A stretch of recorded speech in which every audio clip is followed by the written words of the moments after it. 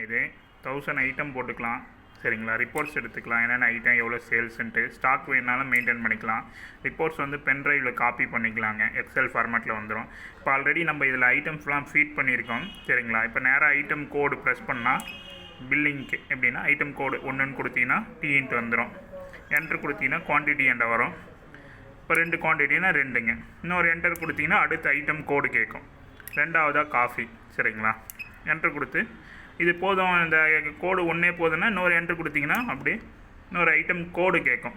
இப்போ வேறு ஐட்டம் கோடு 4 ஐஸ்கிரீம். சரிங்களா? இப்போ இது 5 கேட்குறாங்கன்னா 5ன்னு போட்டுக்கலாம். சரிங்களா?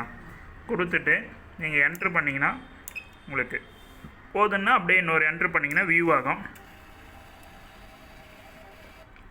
இதில் உங்களுக்கு எல்லாமே வந்துடும். பார்த்தீங்கன்னா டீ 2, காஃபி 1, ஐஸ்கிரீம் 1 இது எல்லாம் வந்துடும். இன்றைக்கி டோட்டல் பில் இதில் வந்துடும்.